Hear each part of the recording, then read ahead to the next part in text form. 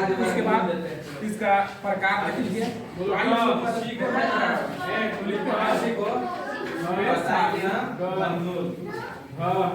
वस्तु में जो हमारे चारों दिखाई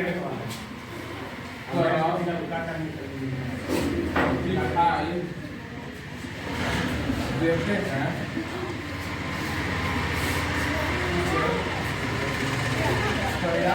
द्वारा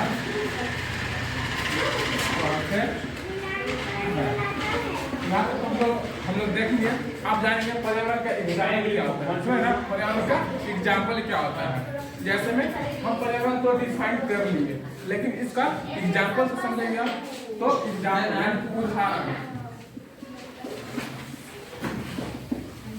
उदाहरण जैसे में सड़क हो गया, कुर्सियां हो गया, पेड़ हो गया, नदी, किताब हो गया, ये सब क्या है पर्यावरण के अंतर्गत आएगा। क्या आएगा अंतर्गत, यानी कि पर्यावरण में ही ये सब वस्तुएं आएंगे।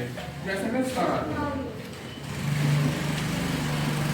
खेल का मैदान जहाँ पे हम लोग खेलते हैं, क्रिकेट हो गया चाहे फुटबॉल हो गया, तो जो मैदान होता है यानी कि जो ग्राउंड होता है उसी को क्या बोलते हैं खेल का मैदान ना।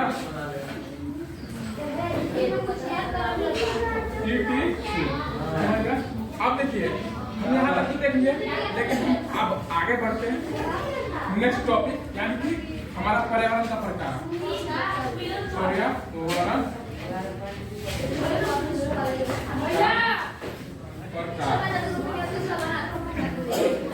तो पर्यावरण का प्रकार कितना होता है?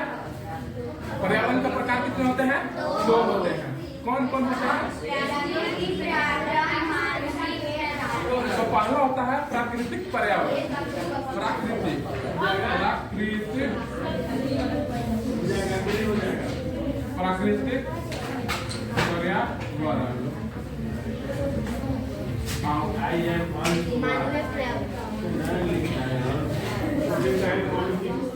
इसमें क्या होता है? मानवीय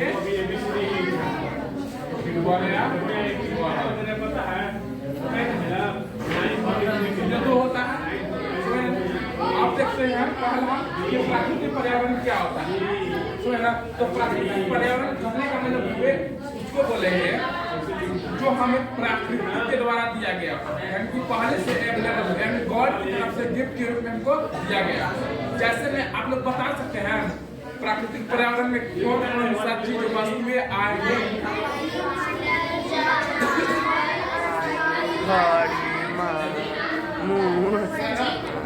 सजीव मंडल, वायुमंडल, तो है ना, नदियाँ, झील, ये सब क्या है? क्या होगा प्राकृतिक पर्यावरण में, तो है ना। अब देखते हैं मानवीय पर्यावरण। मानवीय पर्यावरण क्या होता है? तो मानवीय पर्यावरण उसको बोलेंगे जो मानव ने बनाया। जैसे में सड़क हो गया, इमारतें हो गया, यानी इमारत करने का मतलब ये होता है घर, बुर्ज खलीफा, है ना। ये सब क्या होता है? ये सब मानव के द्वारा बनाया गया होता है, तो है ना। तो ये मानव पर्यावरण के अंतर्गत में आएगा, तो है ना। अब देखिए आगे हम लोग क्या चलते हैं, तो आगे हम लोग जानेंगे कि हमारा जो वायुमंडल है ना, वायुमंडल में कौन सा गैस कितना परसेंट पाया जाता है, तो है ना। परसेंट में देखेंगे ना कौन सा गैस कितना परसेंट पाया जाता है। तो आप लोग हम बताए थे एक क्लास में कि जो ऑक्सीजन होता है, नाइट्रोजन होता है, कार्बन डाइऑक्साइड होता है, ये सब गैस होता है। क्या होता है? ये सब गैस होता है।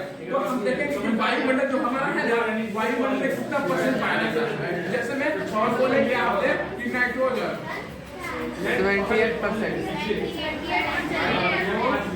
समझ में आ गया? ये क्या लिखेंगे? कितना परसेंट पाया जाता है।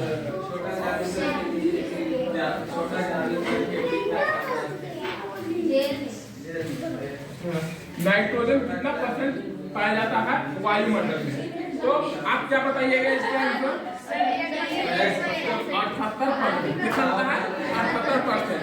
आप बोलेंगे कि ऑक्सीजन जो होता है, ऑक्सीजन का लेवल कहते हैं, नाइट्रोजन का लेवल एन होता है इसका, एन। ऑक्सीजन का लेवल ऑक्सीजन ऑक्सीजन ऑक्सीजन का जो संकेत होता है क्या होता है? O होता है ऑक्सीजन O।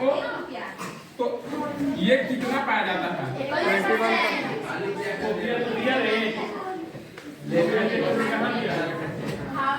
21 पाया जाता है।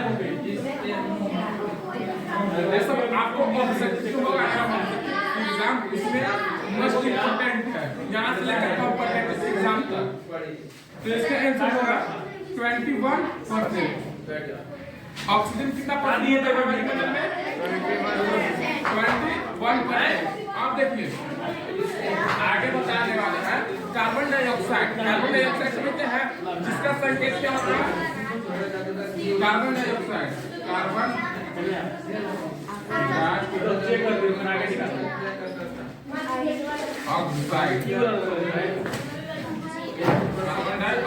कार्बन डाइऑक्साइड यानी कि कार्बन डाइऑक्साइड का सही मात्रा क्या होता है? संकेत क्या होता है? संकेत क्या होता है?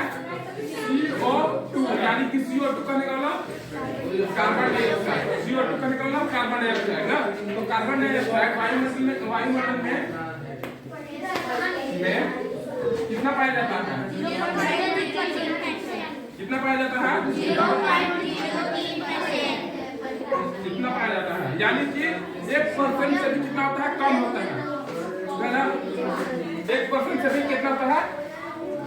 1% से भी कम होता है यानी कि 0.03% होता है कार्बन डाइऑक्साइड हमारा इन्वायरमेंट में, वायुमंडल में। तो है ना हमारा पर्यावरण में कितना, हमारा वायुमंडल में कितना कार्बन डाइऑक्साइड पाया जाता है? 0.03। तो है ना ये सब जो होता है ना, ये सब हमको देखिए यह तीनों का पूछता है। आर भी होता है, आर्गन भी होता है, लिथियम भी होता है, लेकिन सब है ना, लेकिन उसको नहीं याद रखना है, ये तीनों को याद रखना है। ये तीनों समझ है ना मस्ट इम्पोर्टेंट है हर एग्जाम के लिए। ये तीनों क्वेश्चन मस्ट इम्पोर्टेंट है आपको ऑब्जेक्टिव के रूप में। समझ ना जैसे में नाइट्रोजन कितना परसेंट पाया जाता है वायुमंडल में? 78%। ऑक्सीजन कितना परसेंट वायुमंडल में पाया जाता है? 33%। उसका तीसरा कार्बन डाइऑक्साइड पाया जाता है 0.03%।